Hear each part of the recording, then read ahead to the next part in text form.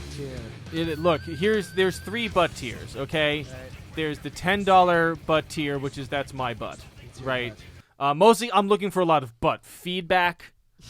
I'm in a period of butt transition in my life, where I'm trying to firm up that bad boy. I call them Larry and Mo, my 2 butt cheeks. There you go. You can take a wild shot in the dark as to who's curly.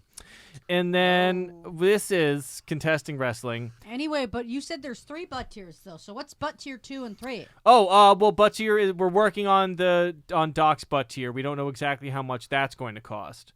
As we've established, Ben's butt tier would require an equivalent to his salary as a respected My college lifetime professor. salary. Your lifetime salary.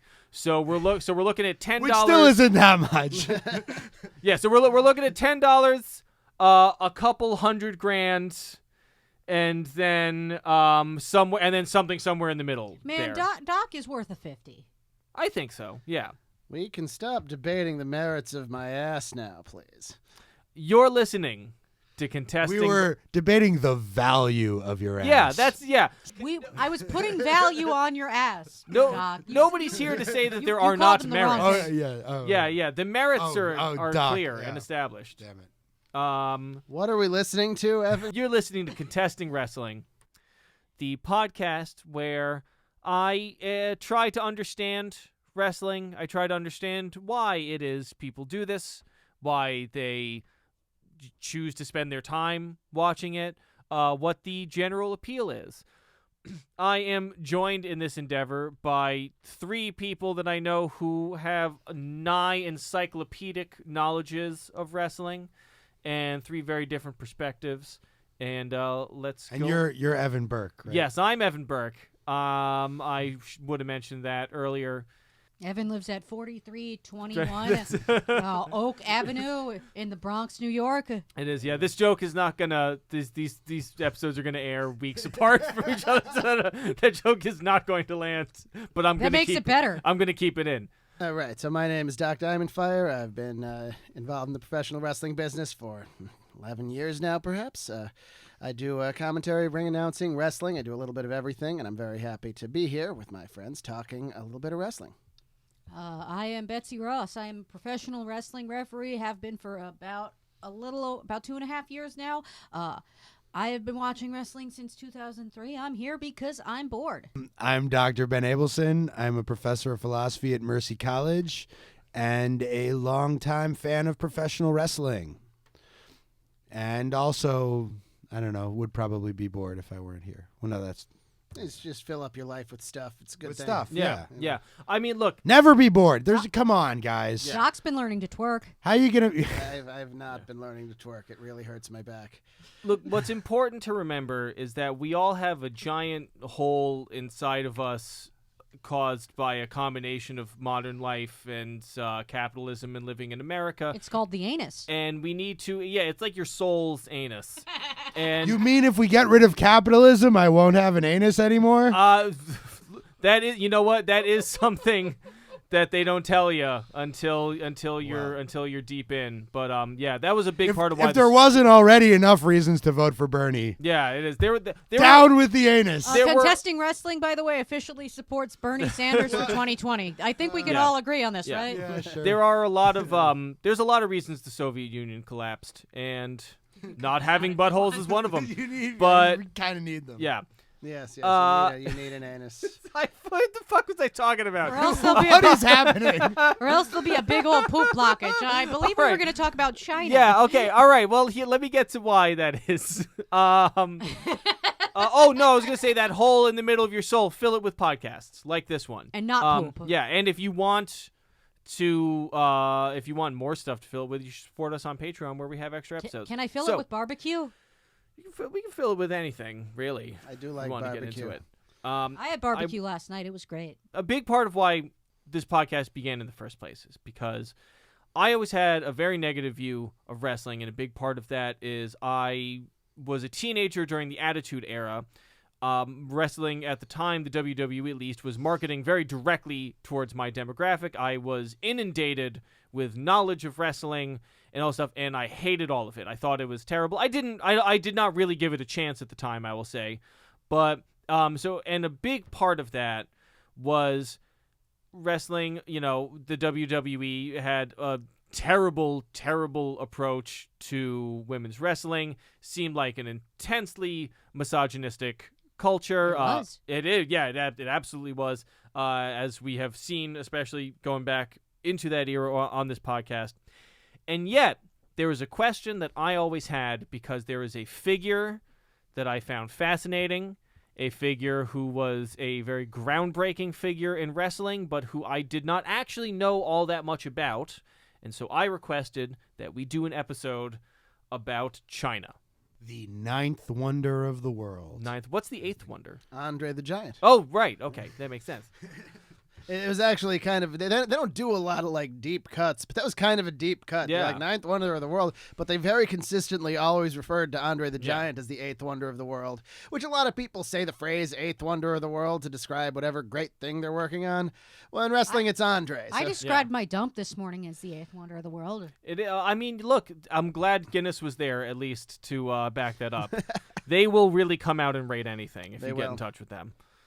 Who decides what are the wonders of the world anyway? Western imperialism. Mattel. Yeah. Or a combination of the two things. Aren't they the same thing? Commentary. So yeah, I knew that China was a figure of, she was a huge part of the image of the WWE at the time. I didn't know anything about, what she was like as a wrestler or anything like that. I know peripherally, that her story is often told with this downward trajectory kind of narrative. Some tragedy to it. With some sure. tragedy to it. She I passed away just a few years ago, mm, the same day that Prince died. really? Yeah. How about that? I did not realize that. And I just, she seems like a fascinating figure and somebody who also, I'm sure, was judged incredibly harshly by the culture at the time, and then now, even with a few years to look back on, we can understand the story very differently. And I don't know. I wanted to know what her matches were like. And So, If anything, wrestling fans today view her career like with rose-colored glasses on, because like she was not a great wrestler. She had a whole lot of presence. She was a very good character. She was in a few memorable angles, but she wasn't like. And she was a lot better than like the models they would hire in the years after her. But she herself was not actually a great wrestler in the ring. yeah, what she represented was Yes. her appeal. And the first thing they say when she shows up on camera for the first time is like, "Is this a man or a woman?" or something Right. like that. And all of that aside, she really did cause sort of a problem for the WWE, where they were like, well, people love her. She's she's incredibly impressive physically. And she's clearly as big as most of the men on the roster. She looks like she could believably destroy most of the women on the roster. What do we do What with women's roster when she came in? Right. At See, the right, time, there what wasn't. Doc said. There wasn't even She much. could destroy Terry Runnels, Sable. Sable, and Deborah McMichaels. Was Sunny when she came around? in? Sonny was I kind guess of around. Sonny was on her way out, but yeah, Sonny But- was around when China came in. So apparently, apparently they didn't want to hire her at first, because again they were like, well, we don't know what kind of box to fit her into, but she had interest from WCW. Mhm. And once they found out that she had gotten an offer from them, they were like, all right, I guess we can use her. And they brought her out originally as Triple H's bodyguard. Well, she was Triple H's girlfriend at the time, correct? Right, yeah. They were bodybuilders together. Like they met at a gym, and they enjoyed working out. Right. She replaced Mr. Hughes, because Mr. Hughes had done the bodyguard thing, so often, and like he was always okay. You know, Curtis Hughes. So- She's a trainer these days, but she was much more intimidating than he was. Yeah, they she was very intimidating looking, and they were definitely trying to trade on this. I don't know if you'd call it like transphobic or some kind of attitude that people might have towards her. The abject gender fear that most straight dudes have. Oh, Right, the culture yeah. at the time in like the 90s, around when the Attitude Era started, was super transphobic. Oh yeah, I mean, I feel like culture was in general was at a level of insane hostile, not just transphobia, but phobia of any real like messing with the gender dynamic until like the early teens. And part of me thinks that that's actually how they were able to sort of, in their own misogynistic, homophobic, transphobic kind of consciousness, justify having her beat men and stuff like that. Like they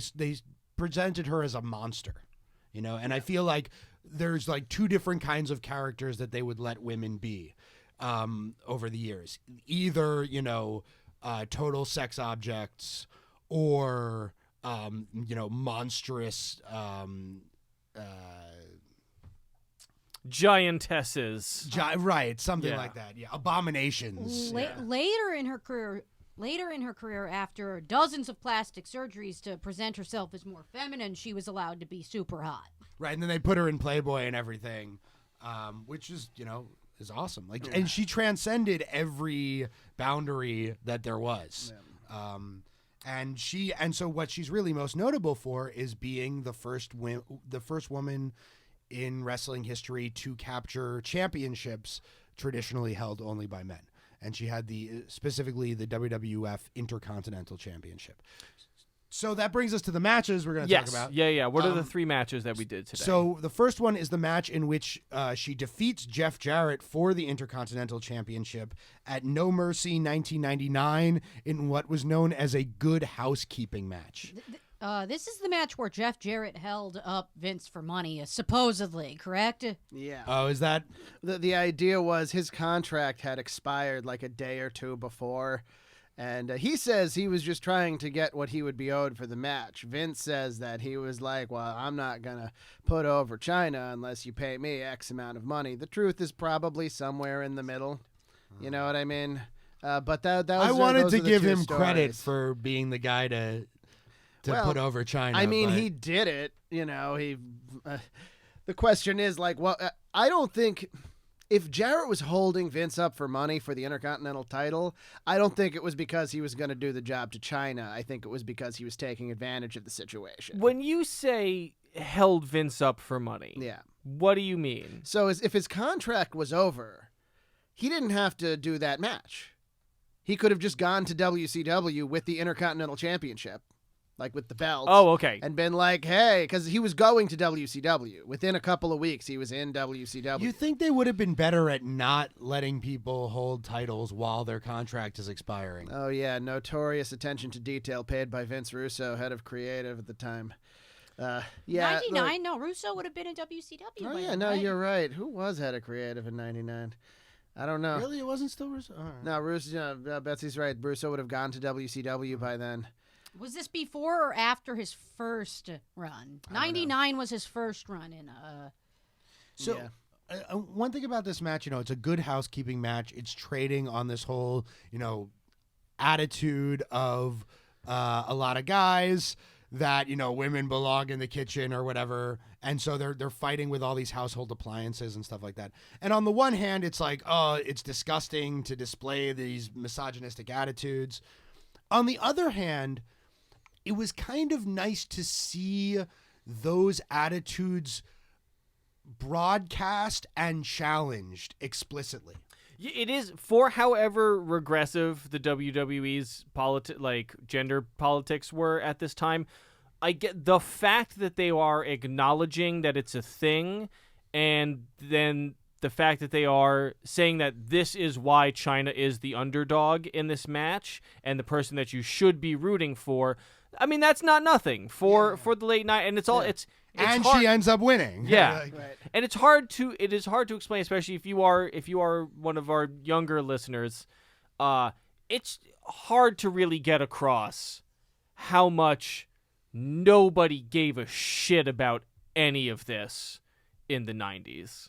Like, how much nobody cared and didn't want to hear it if you were like, hey, this is maybe not a great way to, like, represent people. Oh, Like, no, yeah. not at all. One of the top TV shows on TV in 1999 was Home Improvement. Oh, God, fucking... It was late Home Improvement, too. It's to the what point. a terrible goddamn show. Also, Tim Allen is a snitch. Never A forget prison that. snitch, yes. He is. He has a career because he could not do the time despite doing the crime. People are in jail because of Tim Allen because he's a snitch. Yep, Just and a saying. trumper. Yeah. This gives us a moment to introduce one of the other matches we're talking about, which is China against Ivory for the Women's Championship at WrestleMania 17. 2 years later. Because anyone who complained about sexism or anything else was cast as someone like Ivory in her right to censor stable, as like just, killing the fun of it all, as a big buzzkill. Well, the Right to Censor group specifically was a takeoff on a specific group called the Parents Television Council that were professional moralists trying to get Sure. anything even like, they were a Christian group. They were trying to get anything unpious off of television, and they saw a big target in the WWF. PTC. But I think Yeah. everything was like packed into that camp, right? You were Yeah, either everything. a complete libertine Yeah. or Or you a were prude. you were a prude. Yeah. You couldn't be a sort of nuanced critic of what they were presenting. Well, this is wrestling. That kind of nuanced character was not in style, and it was also one of the most mainstream portions in wrestling. So everything was so over the top. That was the show that people wanted to see. It's another thing that it's only been recent in culture that people have started to realize that, like, look, you can be a porn actress and a feminist. You know what I mean? right. Well, that's Choice. I think one of the one of the hallmarks of the way that China's narrative is presented in this general like tragic trajectory is this like, oh, and then she did porn, and as we all know, that's the worst anyone's life can get. It's like, man, I wish I had the goddamn body confidence. People who make porn are, I'm gonna say, heroes, okay? And this sounds like I'm being facetious, and I'm really not. Like, I really respect people who have like that level of like comfort and who choose to do that. And like, hey, look, maybe you're in a position economically where you don't have a ton of options, and like it can get, who knows where she was at the time. I but was like, gonna say there's context to her situation from Yeah. when she was doing porn. She was not in a good place most of the later Oh, part of her I life. did not yeah. realize. You Okay. know, she had multiple mental illnesses and addictions going on. She was bad place. Yeah. She thought porn was going to save her, and porn doesn't save people. No, it's not generally a kind No. business to you. It's like She did win an AVN. Hey, one I of mean, her hey, porns. that's Good something. for her. Like the whole spiral thing rooted from like when she left the WWF, which was very shortly after her match with Ivory. Like, you see how over she was with her match with Ivory. listen, She was a big star, but like she wasn't. Like I said, she wasn't a great wrestler. She thought she was a much bigger star than she was. She didn't take into consideration the fact that the WWF was huge. Sure. And she left the WWF and thought the offers would come pouring in, and they didn't. Okay. Because being over on a wrestling show doesn't mean you're a good actor. Doesn't mean you have worth in other parts of media other than just guest wrestler. And this was a problem not just with her, but with a lot of people. WCW and ECW had just folded, so there wasn't another big place to go and work. She wasn't going to like go to Japan and destroy her body wrestling with the hardcore Japanese women. She did go to Japan for a little while, though. Yeah, it didn't work though, did it? No. She made one appearance in TNA, I think, and then they Yeah. decided not to use her. Years later, yeah. She, her leaving the WWF, probably there are a lot of factors that contributed to that. One of them probably has something to do with her ex-boyfriend marrying into the McMahon family. Oh, right. Yeah. that's true. Yeah. But I think part of it also had to do with them sort of being booked into a corner with regards to her. They had already had her beat a bunch of the men, but they weren't really going to put her in the main event because she wasn't really good enough. And, once she had beating these 250-pound dudes, having her, wrestle the like 100-pound women's division just didn't, we see in that match with Ivory, she completely squashes her. As she should have. Despite the fact that Ivory is a fantastic wrestler. Ivory's incredible, yeah. But still, it didn't make sense for Ivory to be competitive against China. So, what else were they going to do with her at that point? It does, watching this match in particular, two things struck me. One, like, this seems like the perfect thing for China to do. It's like relatively short. It's a more character-oriented match. There are some matches, there are some wrestling characters where it seems like their deal and the best way to use them is they come out, they hit their, to use a comedy term, they hit their character game, like boom, boom, boom. They're the fucking the aerobics guy comes out and he does an aerobics move and does a fun thing and does a flip here, and then they get rid of him because that's it. We don't need you to do anything else. So China comes out, shoots the fucking fireworks bazooka. I love the fireworks bazooka. So awesome. Especially in a stadium show. It works so well. What a rock star. And she comes out, absolutely crushes. This woman has all this charisma, all this presence. Match is over. Yeah, and this was like fully like glammed out hot China. Yeah. Too. She had slimmed down a lot from her bodybuilder days. She had a bunch of plastic surgery. And yeah, like you said, what a rock star. She looked fantastic, but unfortunately this was kind of her swan song. Yeah. Ivory, I have a piece of trivia for you about Ivory. She was on the original Glow.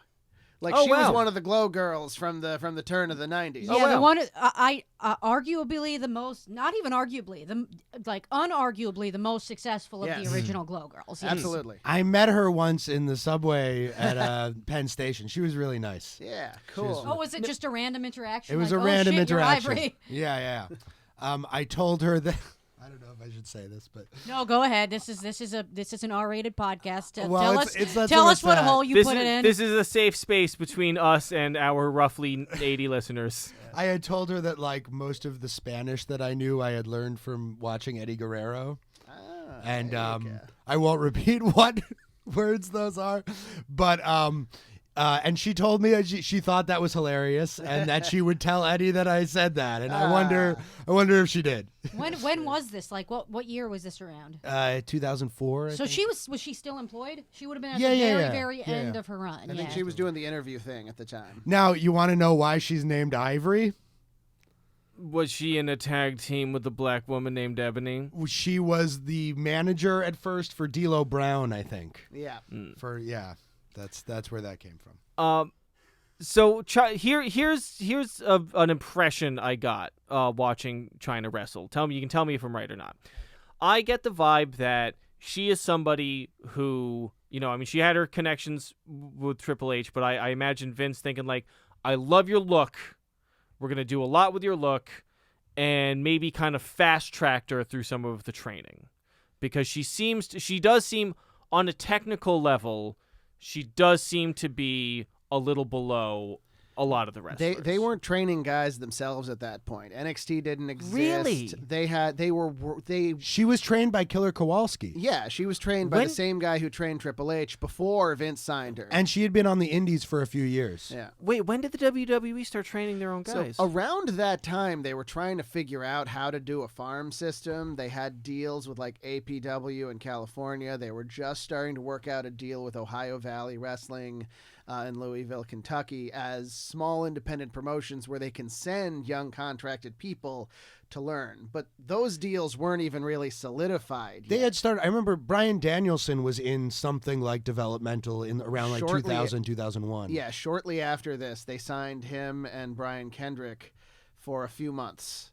But it just wasn't a solid enough developmental plan yet. Especially But- when they bought WCW, they let go of all their developmental Yeah. people because they had way too many people under contract. They had a huge influx of talent. Before then, they would just pick up professional wrestlers from either the independent circuit or from other big leagues. You learned how to wrestle then. You were trained kind of a rudimentary fashion. You were mostly trained in cardio and basic moves.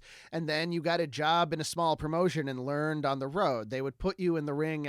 See, it was different because you'd get to work small venues 3 or 4 nights a week. You would work as a rookie with a veteran, and the veteran would teach you how to do it in the ring. very shortly after this was when like the developmental program happened. It's like OVW turned out a lot of huge stars. At one point in like 2001, OVW had John Cena and Randy Orton and Batista and Brock Lesnar all together, just young guys trying to make it, and Shelton Benjamin, who was tag teaming with Brock Lesnar at the time, and that, they ended up teaming Shelton with somebody else because Brock didn't need anyone. He needed Paul Heyman. Yeah, That's the I only was going to person he say, needed. what do you mean he didn't need anyone? What he needed was Paul Heyman. And he knew it. But that was it was very successful. But yeah, at the time they just weren't training people. I guess that makes sense when you explain it. I just, in my head, it seemed like that always would have been part of the deal. Well, it was a huge deal when they opened the Performance Center like 7 or 8 years ago in Florida. All the old timers who go there are like, damn, I wish I had a place like this when I was Yeah. coming up in the business. I was training in some broken down gym.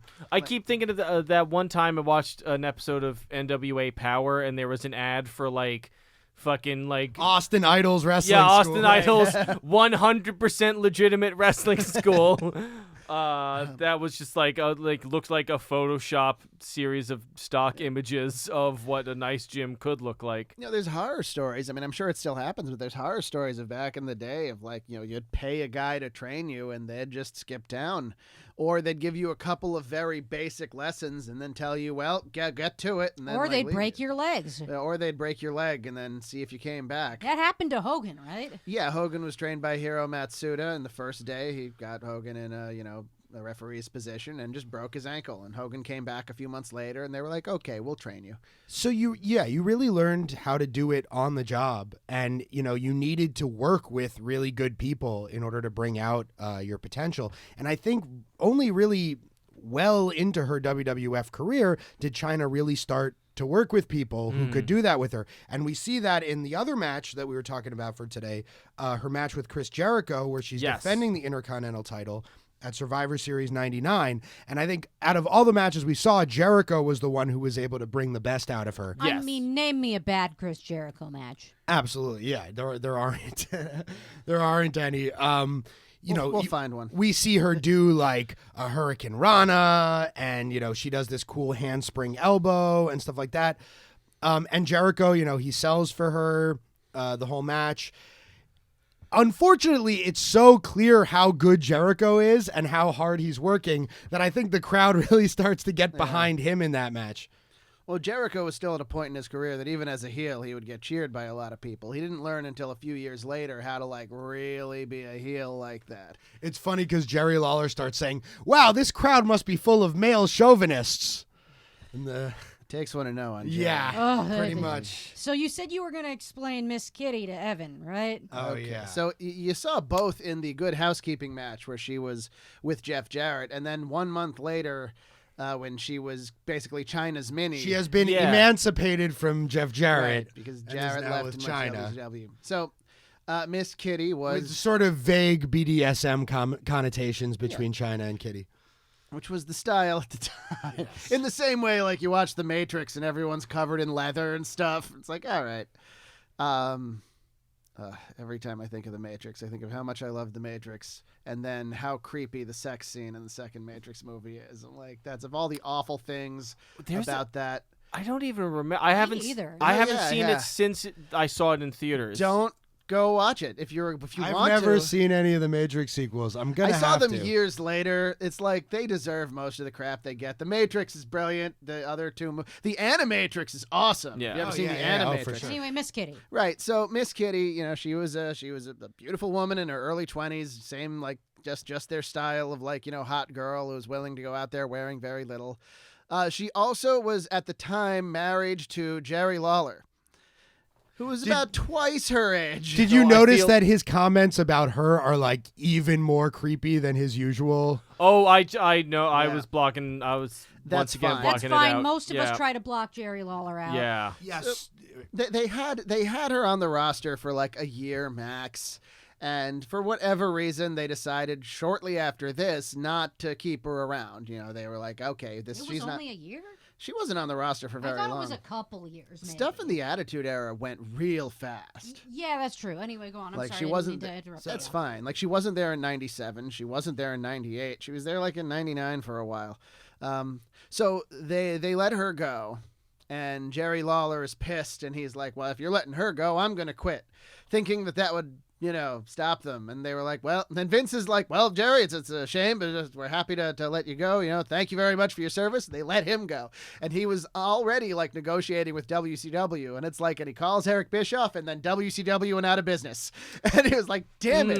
And then Miss Kitty dumps him immediately. Nice. Because now he's not making any money, and she's going off doing whatever the hell she's doing. And then she got out of wrestling. She got out. She got out in the sense that it's like, leave Miss Kitty alone if you see her Right. on the streets. She And was they in wrestling a never little hired while. Jerry Lawler back, and we all lived happily ever after, right? Yay. She's a real estate agent or something like that now, I think. Good And for she has her. you find pictures of Stacy Carter online as like her real estate desk job, and it's clear it's like, leave poor Miss Kitty alone. So She got away. they bring Lawler back a few months later when they needed an announcer, and like they all kind of Boo. just forgot about everything, and it was like, okay.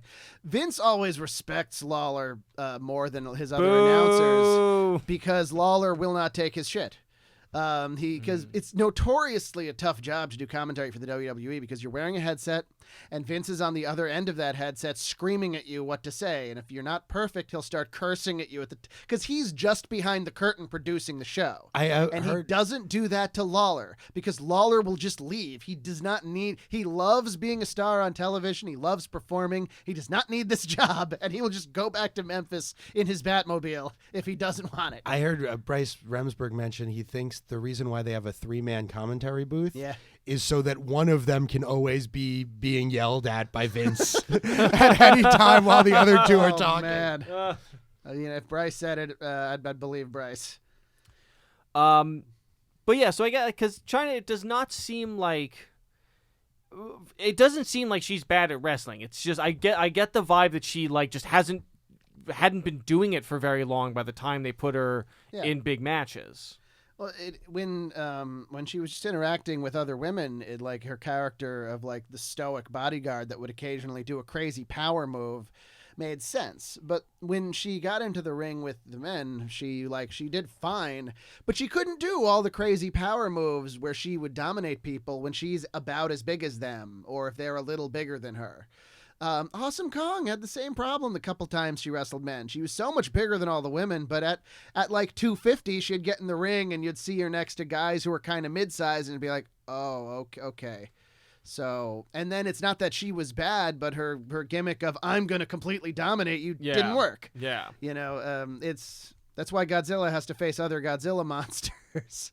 But right, no, you kind of nailed it. She wasn't like bad or anything, but she was much more famous and popular than she was skilled. Yo, I totally didn't remember her doing a top rope pedigree Yeah. to Jericho to end that match. Oh, man. Which I thought the first person to do that was CM Punk He with must his have been watching Pepsi China plunge. matches. Yeah, right. That was pretty cool. That's hard on your knees. You don't want to be doing that. The match with her and Jarrett, like I do like some parts, like I don't know, it's great when she comes out and she's got a trash can. I was like, she's gonna put him in the trash. And I liked the general vibe of it. Once there was a fish, I was like, this is starting to get gross. I'm starting to not need this. And by the end, it had a weird energy. It had an energy that I felt very uncomfortable about. She got him with the tongs on his balls. That was a good spot. I like that. Yeah, there are a lot of individual moments. Oh, there's a great moment in the Jericho match. I know what you're gonna say. Where Jericho kicks backwards and trying to kick her in the balls Reflexively, yeah. and then when he walks away, she makes a gesture like, "Oh, what? Like, what even did you think that was gonna do?" That he doesn't see. He looks at the ref and makes points at his own head and you see, I'm smart. I kicked him in the balls. I mean, because he did it in a way where the ref wouldn't see. I mean, is that okay? I thought he was just like, I'm a genius, and then when she hit him, it was great. the thing about doing that to a woman is it will hurt in the sense that Yes. like you're kicking someone in an area where there's really no fat. You're kicking bone. Oh yeah, and I think It's similar to getting kicked in the shin, but it's not like getting kicked in the balls, which are external organs. This I think it's the particular kind of strike too, Yeah, whereas like his whole leg, like if he like with the toe of his boot Oh, kicked she'd you have been there. down for That's a a whole little different bit. story. Yeah. Yeah. Well, there's also it's like a dumb trope in a lot of like staged violence written by guys where it's like, it's like, oh, I went to kick her in the crotch and nothing happened. It's like that is still very painful as for a human. If you kick a human in a place, Right. it's not great. I all accidentally feels- headbutted another girl in the crotch during training once because I didn't duck low enough and she didn't jump high enough. Oh, boy. She was mad. Yeah, I'm sure that's. she was. I bet that is. You can guess who it was. I know who you're talking about. Yeah. She's fine now. Yeah. She's doing well. The finish of this match is really weird. So Jarrett hits China with the Intercontinental title belt. I notice China gets hit with a title belt in all 3 of these matches. Yeah. So he hits her with the Intercontinental title, gets the 3 count. And so in a previous match between them, they had done the usual dusty finish where she hit him with a guitar, got the 3 count. It looked like she won the title, but then they reversed the decision. Yeah. So they play off of that in this match where he hits her with the belt. He gets the 1, 2, 3, but then the referee, who is Teddy Long, decides, wait, the Intercontinental title is not a household object. My concern then is, wouldn't it have been a disqualification or was there no DQs? That's all vague. It's also a Falls Count Anywhere match, apparently, which Yes, they yes. didn't mention. Because floors are household items.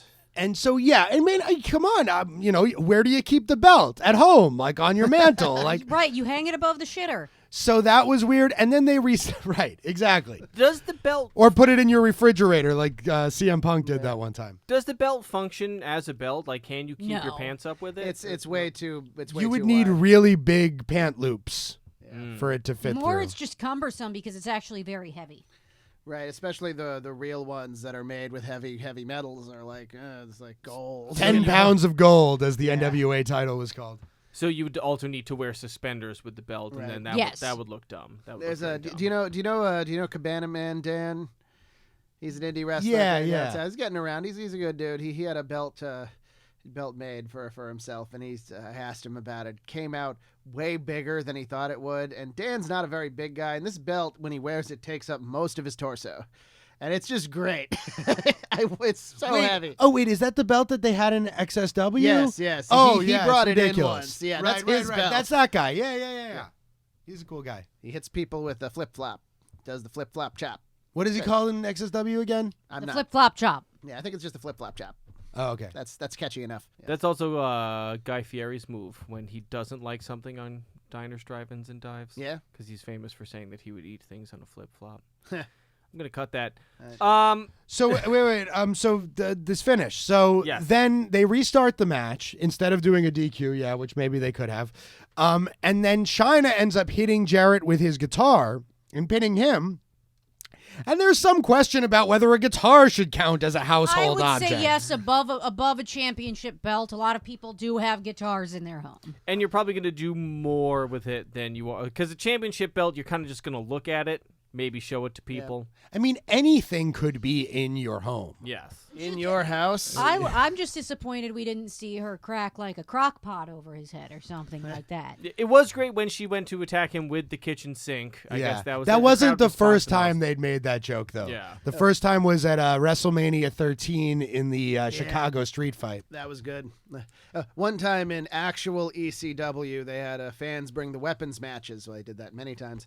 And fans would... That was a real thing, Evan. I believe it. Fans would go to like the local 99-cent store and get lots of like, cooking stuff, aluminum foil pans that would make a great sound, but you wouldn't it'd just get dented. And Lots of dildos. I don't think that 99-cent store sold any dildos. Maybe So- not Yeah. the 99-cent store you're going to. But then there was the one time that someone brought like a real cast iron skillet, Right. and Mick Foley grabbed it, I guess not feeling the weight of it. He was just grabbing stuff out the audience like this, and then just beans the Sandman in the head with it. No. Really Oh. concusses the Oh. fuck out. We're going to watch that match. I don't want to say anymore. I don't know if at I've this ever point. seen that. That is Oh, God. That's an infamous incident. Oh, that is an no. attempted A murder. murder. A real like, cast iron skillet. Like, Yeah, a small one, but a there's cast iron one. There's a reason Peach used those as weapons in Super Mario RPG. Right. yeah, I have one at home that is like Yeah. every time I pick it up, I'm just if I drop this, like I won't have a foot anymore. That's not. I guess the adrenaline's just going in a match, and if you're a Yeah. strong enough guy, Well, Foley's a big dude. He was you're strong. just picking stuff up and not even realizing. He was deceptively strong. He Yeah. was the kind of guy who'd work out all day and get very strong, but his muscles wouldn't actually get any bigger. And, like, people were always, we'll talk about Mick Foley at great length at some point. People were always surprised at how good like shape he was in. Like, he could go full tilt for half an hour and lift you and everything, but he just didn't translate to killer abs. If you look, there's a lot of people out there who are fat, but Yeah. then like you also can be healthy and fat. Yeah.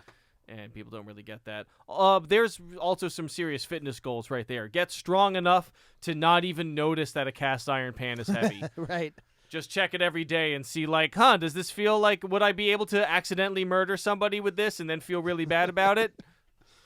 None of that in this match. Yeah, no. So one other thing I want to point out about the two matches is China is still coming out to Triple H's music in the first match, in the Aw. Jarrett match. By the time we Not get to good. the Jericho match, she has her own music. The "Don't treat me like a woman, don't treat me like a man, don't treat me like you know me, just treat me for who I am." That's the And then that just kind those are of the loops. lyrics. Yeah. Yeah, so by the end of the Good Housekeeping match, everyone is covered in flour, and it's pretty nasty. and So China wins the mean- Intercontinental title. For, however, they didn't know what to do with China for all of the issues, it does seem like that like somebody had to be first. Right? Not that she was the first female wrestler, but like she was the most pushed female wrestler. the up sad until that thing point, is right? she's sort of the first and only to this point. Like, the only woman who has been pushed in that particular way in the WWE. Now, it's so weird how, much they shy away from any kind of intergender wrestling, whatever. Back then, it was just like, yeah, we'll throw an 80. Let's punch women. Yeah, let's throw an 80-year-old woman through a table. Like, She insisted upon it. right. That was May, right? Yeah, it was Mae Young. And, Notice the on the No Mercy card, the women's title match is Ivory versus the Fabulous Moolah. right. Moolah was a terrible human. I mean, it's a shame that because there are female wrestlers now. Like there are some dudes on the WWE who Charlotte Flair could convincingly Oh, yeah. crush into No a doubt. tiny Oh, ball. I absolutely. really Nia want Jax as well. Yeah. Oh yeah, well Nia Jax, yeah, no fucking question. They actually did put her in the men's rumble last year. They did, yeah. Oh, wow. She came and took someone out all mad because she didn't win the women's rumble and was like, okay, I'm just going to win this rumble. But yeah, I really want to see, for some reason, this particular match, I really want to see Charlotte Flair versus AJ Styles. Oh, that'd be yeah. great. That'd be be very great. nice. I want to see Charlotte Flair versus Ric Flair. Yes. Oh, that would be perfect. Because first off, he 100% is still an amazing. I'm sure he might my like God. look like he's got old man titties. I bet he could still come out and wrestle for 2 I hours. mean, wants he to. said there's no reason he shouldn't be able to. He got the pacemaker, right? Yeah, he said there were every now and again he has like this big health scare and it's like, oh, is this Ric Flair's time? And then like, no. And he comes back and like the last time he had like a major heart scare and it was really looking bad. Yeah, and he almost died that time Yeah, for real. and then like they put something in his heart, and then he like was out a few weeks later, like in his suit, walking around, like, yep, they say there's no reason I shouldn't live another 30 years, and I've been cleared to take bumps if they want me to. Come on, let's go. He wads back in. He wants to wrestle Charlotte. He wants to wrestle. And also, yeah. I understand that this is a massive legal liability for the WWE, Right. but if there is anybody who should die while in the ring, it is Ric Flair. yes. Ric Flair does not want to die out there in not the in a regular malicious world. way. No. No. That was man. I feel like that would be the ultimate match if Rick, It's- if this country was willing to allow for assisted suicide and Ric Flair could just go It's- to some like superstar friend of his and be like, we need to have a match where you drop me on my head. It has Or to he, be he Orton. wresles for like 3 hours or however long it takes. It has to be Orton after 10 RKO TKOs. Yeah. So Orton can truly be the legend killer. And it all came full circle. Well, Dolph Ziggler did kill Jerry Lawler once. Right. Yeah. I mean, they never proved that was exactly what had happened, right? I mean, he Evan elbow doesn't know dropped this him story, I don't 10 think. times in the chest, and then Lawler had a heart attack live on the air. Like 20 minutes later, right? on commentary, he's just like, well, Michael, go up. And you hear you hear him starting to make Yes. like those snarling breathing noises, like Whoa. To get philosophical about it, like for many years, the criterion of death was when your heart stopped. Right. And so all of these sort of like, oh, they died and then they were revived is based on that criterion. But the medical criterion of death nowadays is brain death, is your brain stopping. So, you know, you So Jerry trade. Lawler's been dead since 1985. Right. Yeah. But yeah, you trade on that ambiguity when you say, oh, yeah, they died and came back to life. seriously though, Jerry Lawler had a heart attack on commentary live. It was terrifying. It was Whoa. awful. The audio, you just hear like Cole go silent and take his own. Everything stops, and you just can clearly tell something's going wrong. And then it comes out minutes later. Well, they think Jerry Lawler is having a heart attack. We don't know if he's gonna make it. Michael Cole, who had been doing the heel announcer gimmick hard at that point, like he gained everyone's respect mad that night because he was continuing doing it, and he kept updating everyone, like clearly fighting back tears, like Jerry Lawler, one of my mentors, is back. They've just been doing CPR on him, and we'll see, you know. And like if he hadn't been at a WWE event surrounded by doctors already, he would have just died. Yeah. Yeah, it's Damn. one of those situations where he's lucky it happened where it did because he was able to be saved by the medical team that was like there's usually a couple doctors like right near the ring just in case of some catastrophic thing happens, in case somebody lands on their head and or can't has move. has a Sure. heart attack on live commentary. Right. So getting back to China and like whether they could have recreated what they did with China, I think maybe they were, when they had Kong for a little while, maybe they were going to try that. While China was still around, they brought in this woman, Nicole Bass, who had a similar physique to China, He's also dead. but she didn't work out. She didn't have the charisma. Something also really awful happened with her backstage too, right? Well, she accused the Brooklyn Brawler of sexually harassing her, which everybody just kind of scoffed at. If she had chosen almost anybody else backstage, it would have been given more criterion too. Brooklyn Brawler, longtime loving partner of Pat Patterson.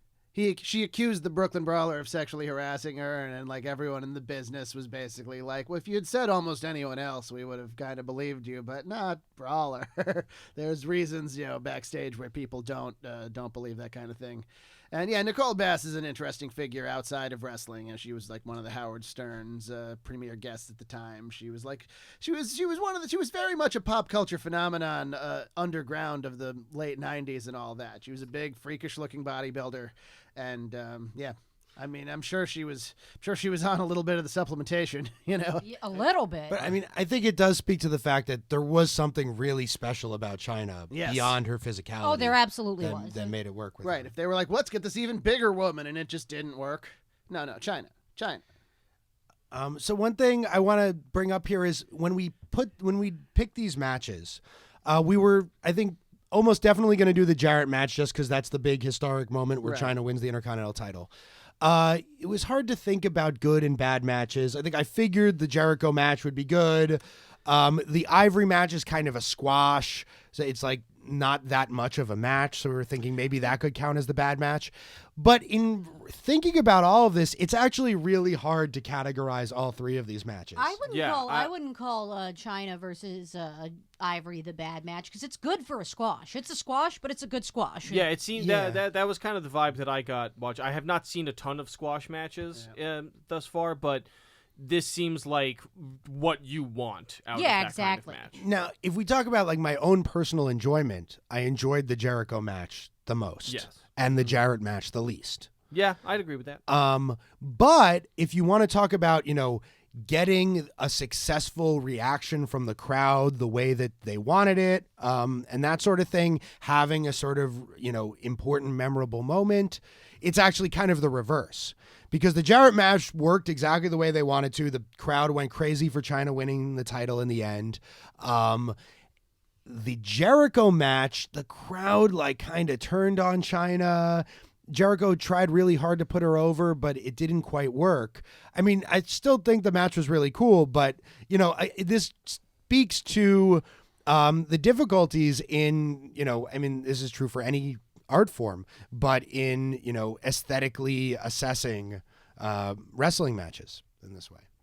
Well, I also feel like China's popularity definitely came from, like, I think the fact that, like, nobody knew what to make of China or what to do with China, but everybody knew they had a reaction. And I definitely feel like consciously or unconsciously is kind of the same thing I feel about Shawn Michaels. Like, consciously or unconsciously, everybody's reaction to, so, you know, like, women in wrestling pretty much universally viewed as sex objects, I feel like, at this point in time. And China shows up, and everybody has, consciously or unconsciously, some kind of a sexual reaction to her as well. And that either causes consternation within them, or they're like, what does that mean? That there might be somebody who makes me feel a certain way, who does not fit into, like, a clean gender divide. At least for the time, you know, I mean, China, as to my knowledge, you know, was always, I'm a woman, always identified as a woman. To our knowledge, yeah. Yes. No, she very much was. So much of wrestling is about this, like, your unconscious sexual feelings, whether, and, like, not to make it as simple as, like, whether you're turned on by the wrestlers or not or anything like that, but just it brings up a lot of unconscious stuff watching it. And I think China was the focal point for a lot of people's unconscious stuff, and that was part of why everybody knew that there was something here and knew that she was really good at some shit, but didn't quite know how to work with that, how to fit her in. And WWE really seemed interested in tapping into those weird kind of ambiguous unconscious sexual feelings. They did it with China. They did it with Goldust in all sorts of bizarre We still ways. need to, every time I'm like, what's up with Goldust? You guys are just like, we just have to wait. You have to wait for the Goldust episode. We're going to have to do a Goldust. Yeah, we have to do episode. that soon. Yeah, I think, you know, that's something that Vince McMahon really sees money in. I mean, Yeah. he's not. I mean, know who else saw money in that? Like Sigmund Freud. Like that's Yeah. kind of the entire basis of psychology. And then due to the influence of Edward Bernays, kind of Right. the entire influence, like the entire basis of advertising and wrestling is very much a strange fusion of advertising concepts And psychoanalysis. Yeah, and like Yeah, well, you know, create an insecurity within somebody that may or may not exist, and then offer them the solution. You know, And the solution to the insecurities with Goldust was probably to, like, see him get the shit beaten out of him. This right? is I getting suppose deep was for the me. idea. well, we like to go deep. yep. Yeah. Ben's a professor. I feel like I learned a bunch about the WWE. I honestly did not know what, not to say that I didn't know what China's appeal was. I knew that, but I did not like fully understand like what her place was in wrestling history. Because it obviously, you know, there had been female wrestlers before. It's not like she was the first, right? No, like, no, but of course. but I think what's really interesting is that I still don't really know, because I don't think wrestling fully understands what China's position is in. She was obviously an influential figure that broke a lot of like boundaries and was a unique character, but it seems like people are kind of still working out how they felt about her. So I'm thinking when we do our premium episode that's a companion to this one, that if you'd like to hear in all of our other premium episodes, subscribe to us on Patreon, patreon.com/contestingwrestling. Soon with butt tier. Yes, I do want to get into her storyline with Eddie Guerrero a little bit. Yeah. Because Well, what I was that's going to say significant. is what we should look at is more of the angles that she was in. Even if we don't like watch a bunch of matches, we should, you know, look at her bodyguarding for Triple H, look at her standing there with DX, look at her angle with Eddie Guerrero, look at her angle with Mark Henry. You know, where she was able to be the character of China more than like the wrestler that she never quite fulfilled the promise of. Because she was a very compelling character in everything that she did for a few years there. And I think that's that's an important idea. and isn't quite reflected when we just kind of look at her greatest hits. And I want, going back to another point that we were talking about earlier, you know, it was kind of cool to see all of this for everything that was wrong with it. Like, to see all this kind of stuff play out live on TV, and to have people working out and again displaying explicitly their biases and their insecurities about sexuality. And I feel like while I appreciate the fact that a lot of the really awful stuff has been excised from wrestling recently, I don't know.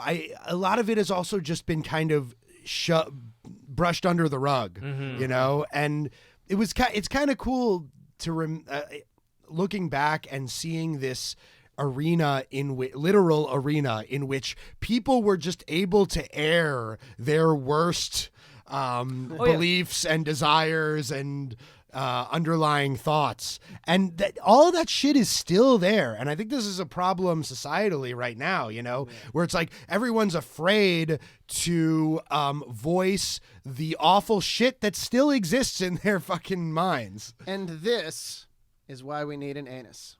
Yeah, pretty much.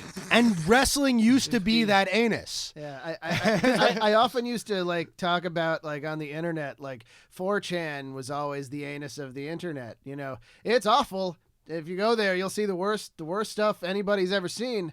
But if you were to like shut stuff like that down completely, it's not like the worst people that go there will go away. No, they'll find worse ways to explode. You need a release.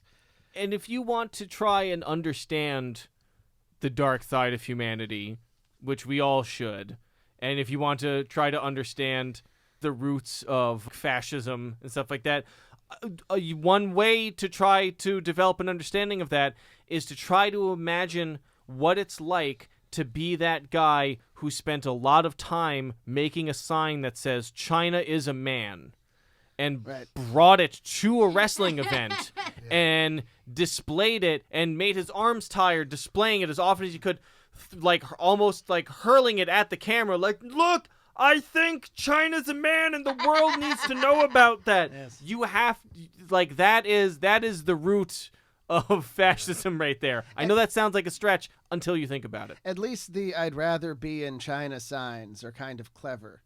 China is a man. Yeah. Just purely. Yeah, I mean, you're right. I can picture the guy making it. Funny. I can picture him like kind of messing it up and then scrapping it and starting over. Yeah, like the picking dedication. a color and placing the letters properly, and then making sure that he paid hundreds of dollars for the hard cam ticket so that he could get it on camera all match. Is he by himself or is he with other people? What does the He's other by himself. person say? Yeah, like How does he feel about his own sexual identity? What Really, is, deep down, what is his day job like? What is his morning routine? What does he have for breakfast every morning? And you know, I the real core of it is like, yeah, like why does this bother you so much that a woman also got really ripped and like is in these matches pretending to beat people in a fake fucking sport? Right. Like, why are you so upset? What were his parents like? Like, how did they raise him? Did they use corporal punishment at all? Like when AEW announced that they had signed Nyla Rose, who is a trans woman, I mean, there's all the usual stupidity that people will say, but the stupidest was like, oh, but she's going to face the other women? Well, that's not fair. It's like, it's professional wrestling. Also, It's a show. Also, she's a woman. Yeah. But And- none of it's fair. And It's it's- predetermined. And it's funny because she then did an interview where like she said they didn't even realize she was trans when they signed her. They signed her because she looked intimidating and like is good. Yeah, she's good.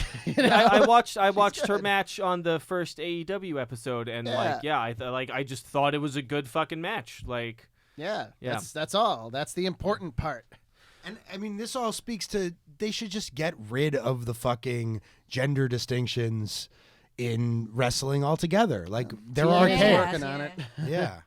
I'm really hoping now that Tessa Blanchard is the Impact World Champion, Jordan Grace just became the Knockouts Champion. Oh, yeah. I hope they unify those titles and get rid of the fucking Knockouts division. I own a copy of Jordan Grace's book, DMs to a Female Pro Wrestler. Yeah, oh, it's you brilliant. showed me that. Yes, that is a trove of some of the most awful things you will ever read. Because of her build and how like she's like jacked and like a little bigger, she gets like the weirdos that like not the weirdos. People are into all kinds of stuff and they're not weird for liking this. But they're are weird weird for throwing it in her Yeah, face they're without weird, consent. they're weird for being the kind of person that will message a girl they don't know and be like, please sit on my face. Yeah.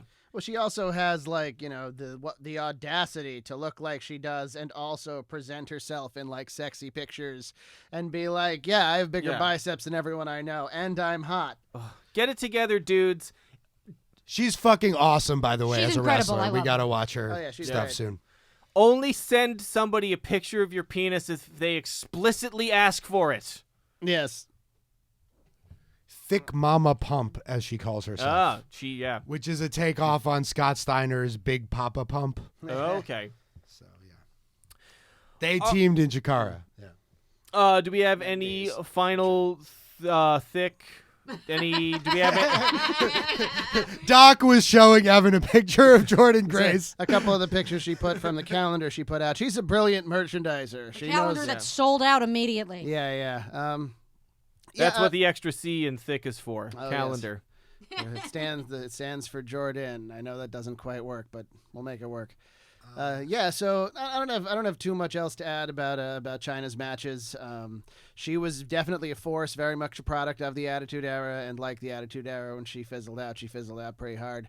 I was a fan, everyone I knew was a fan. We thought she was great, because she was great. Yeah. Oh, she was great. And still they put her in the Hall of Fame as part of DX. They haven't put her solo And only yet. after she died. After she died. And yes. they like their excuse for years, or Triple H's excuse, because they kept asking him about it, was, oh yeah, she did these porns. We don't want that kind of image. They specifically don't want, as the company line was specifically, we don't want kids Googling her and then just seeing like this porn. And it would have been more than the porn. It would have been the porn in the last 7 years of her life with Where drug she addictions and- did not take the fact that Stephanie and Triple H started dating very well. Yeah. In fact, she took it notoriously and openly poorly. They couldn't have put in DX without her, though, into the Hall of Fame. Right. For one thing, because the first two of those pornos, or the sex tapes, were with X-Pac. Right. And Well, they had to that's put him in different. it. That was a sex tape, not a porn. Oh, right. That Yeah, was, right. There is a But distinction. she did eventually, I Yes. think, Yes. consent to them being those tapes Yeah. being released Yes, commercially. and then later doing like actual porn for like Vivid or something. But her porn doesn't interest me as a topic really, because I'm into wrestling. Yeah, And, same. Yeah. As far as in wrestling goes, she has a very interesting place. She'll never be forgotten. Yeah, definitely. I'm glad that we watched these, and I'm glad I got a bit more Yeah. an understanding. And I feel like I got more of an understanding of the character side of wrestling, of the way a person carries a character. And like I said, I feel like this squash match with Ivory, I feel like taught me a lot about a side of wrestling I have not seen much before. And I'm glad we did it. This has been Contesting Wrestling. Thank you so much for listening. We hope you enjoy it. You should follow us on Twitter at ContestingW. And if you like us and you like what you hear, we put out at least one full bonus episode a week on our Patreon, patreon.com/contestingwrestling for $5 a month. You can follow me at Good Old BR on Twitter. You can also follow my Twitch channel, which will soon be active again, at Over Here Counting. And you can follow me on Twitter at Dr. Diamondfire. That's at Dr. Diamondfire. At me, message me. I am available for all kinds of bookings. Like I said, I do commentary, ring announcing. I do wrestling. I And, like to ref. Yes. And Follow book Bessie to me. Oh, yes. Let her ref your matches. Or pay her, maybe, to ref your matches. pay her a lot of money to Pay ref your her matches. all the money to ref Yes. your matches. Or even a little money. All the money. Thousands of dollars. Follow me at Scribe Ben on Instagram and Twitter. You can follow me at Evan Burke, etc. That's Evan Burke, ETC, on Twitter and on Instagram. And subscribe to our Patreon if you want more of Yes. this. Yes. And y'all are the best. We appreciate your support. And we'll see you next week.